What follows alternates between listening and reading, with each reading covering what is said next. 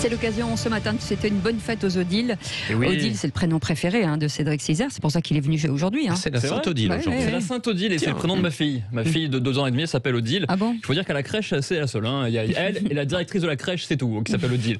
Vous avez été avec une Odile, Patrick, j'en suis sûr. Non. D'accord. Non, mais vraiment. Non, mais Vous ratez quelque chose. C'est un peu moins donné aujourd'hui. Il y a beaucoup moins C'est un peu comme Gaspard. Monique.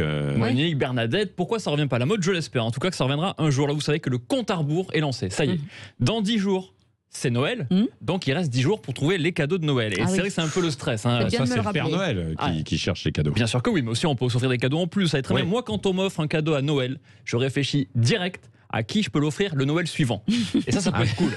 À tout de suite, je réfléchis comme faut ça. prendre des notes, faut pas se tromper. Faut pas le rendre à celui qui vous l'a offert. Effectivement, c'est tout un travail psychologique. Alors, Cécile, Patrick, pour ne pas vous décevoir, en vous offrant un cadeau pourri, je me suis renseigné autour de vous, votre entourage, et j'ai décidé de ne rien vous offrir du tout. Comme ça, il n'y a pas de problème, il n'y a pas de déception. Ça, Ça c'est une bonne solution. c'est une bonne solution.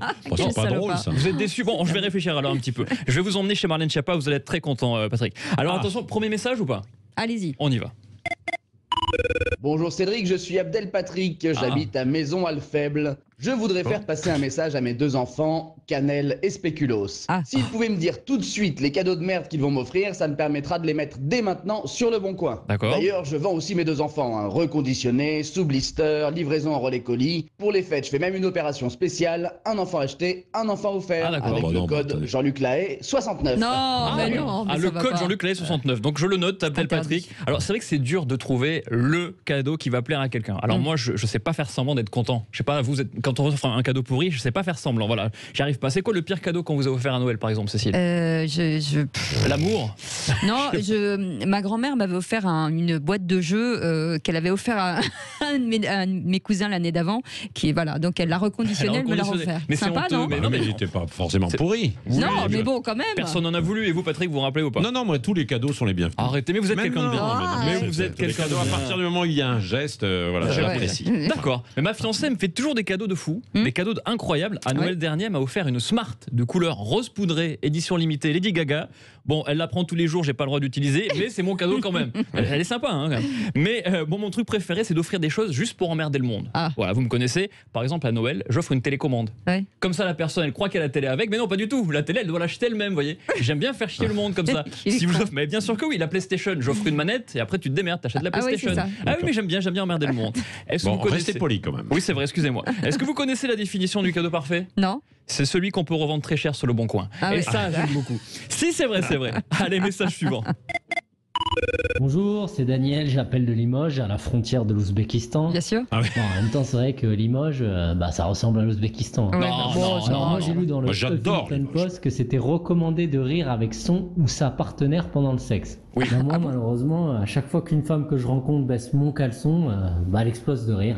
C'est femme qui rit à moitié dans son lit. Ça nous est tous arrivé, Patrick. Voilà, c'est un moment difficile. Alors, Patrick, est-ce que vous faites des blagues pendant vos ébats amoureux? Non. Vous racontez des histoires drôles. Parce que j'ai pu constater. Déjà, raconter une histoire drôle en temps normal, c'est difficile. Pendant vos ébats, non, pas du tout. Pourtant, j'ai entendu il y a 5 minutes que vous étiez tout seul, mais vous êtes régalé. Alors, le très sérieux Huffington Post, c'est dur à dire, conseille de faire des vannes pour détendre l'atmosphère pendant un rapport sexuel. Ah ouais? Ouais, je vous assure que c'est vrai. Vous verrez, allez sur le site et vous verrez. C'est un vrai article très sérieux. Mais bon, c'est vrai que c'est dur de faire des bonnes blagues en 27 secondes. Moi, franchement, c'est très compliqué. Non, je plaisante parce que moi, c'est l'inverse. 12 secondes. 12 secondes. Voilà, je vous reconnais là, Patrick. Non, c'est vrai que moi, Patrick, malheureusement. il met son réveil. C'est vrai. Non, mais il paraît que la femme de Patrick, elle a le temps de lire les 3 tomes du Conte de Monte Cristo à chaque fois. Donc bravo, ça fait plaisir. Quel talent, ça donne envie. Mais il est trop fort. Et si je vous dis 06 09 13 24 41 03 12, qu'est-ce que c'est? Ça c'est le numéro de Cécile. Exactement, messieurs, foncez. Si vous avez écouté ce que je viens de dire, vous pouvez appeler Cécile de Médibus directement. Non, je pensais que c'était les 200 millions du loto, moi, c'est marrant. Ce sont les numéros, effectivement, du loto. Vous vous rendez compte, c'est le tirage qui est devenu mythique maintenant de vendredi dernier du Euromillion. 200 millions d'euros net vendeur. Avec 200 millions, vous pouvez acheter 150 châteaux en France, 2 Cristiano Ronaldo et 57 Dimitri Payet. Alors voilà, on a le gagnant qui nous a laissé un message et on le connaît. Depuis plusieurs fois, il nous laisse souvent des messages sur Sud Radio, c'est incroyable, je suis content pour lui. Bonjour, je suis Gérard Harpagon, je vous appelle depuis le Loir et pas cher. Ah oui. Alors en PVC bien évidemment. En PVC. Alors oui, j'ai gagné les 200 millions à l'euro million. Mais ça ne change pas non plus ma vie. Au début, je pensais filer 1 million d'euros à chaque membre de la famille. Mais j'ai plus de famille. Puis je pensais filer 1 million d'euros à chacun de mes amis. Mais j'ai plus d'amis. Puis finalement, je me suis dit que j'allais tout donner à des associations. Mais j'ai pas envie. Il est pas sympa, Gérard Harpagon. Non, mais il va tout garder pour lui. Je croyais qu'on connaissait pas le nom du gagnant. Si. Non, en fait, on le connaît pas. En fait, c'est vrai que vous avez raison. Cette personne-là va devenir la 410e fortune de France. C'est ouf. Juste devant Arnaud Lagardère et juste derrière Cécile de Ménibus. Absolument. Oui, alors je parle derrière pour la fortune, Cécile, ne vous inquiétez pas. Alors, le gagnant, il y a 2 jours, il n'avait pas les moyens de s'acheter de la sauce tomate pour mettre dans ses pâtes. Maintenant, il peut racheter Panzani. Et ça, c'est fort. Même bien, si cette personne ne s'est pas manifestée. Alors ça, je trouve ça fou. Moi, si je gagne, direct, je prends mon ticket, je loue un hélicoptère, je fonce et j'entre par effraction à la Française des Jeux. Oui, j'ose appeler un serrurier pour forcer la porte, parce que maintenant j'ai 200 millions. Donc 100 millions le serrurier, ça va. Excusez-moi, on est sûr qu'Emmanuel Macron n'a pas joué? Vous imaginez, c'est lui qui gagne? Ça serait bien que ce soit lui qui gagne. Il n'a pas besoin de ça, il n'a pas besoin. Énorme. Bon, alors pour finir, Patrick, Cécile, est-ce que vous avez téléchargé l'application indispensable sur votre téléphone, Tous Anti-Covid? Oui, moi je l'ai téléchargé pour tester, Vous, oui, Patrick, je vois dans vos yeux que non. Ça fait plaisir. Mais il n'a pas le téléphone, Patrick. Oui, ça, il n'a pas de téléphone. Sur le 3310, il a un téléphone ça à marche fil. pas. Exactement. Alors ça cartonne après le fiasco de la première version, 11 millions de téléchargements, et Jean Castex a voulu s'adresser aux Français pour les remercier. Très bien.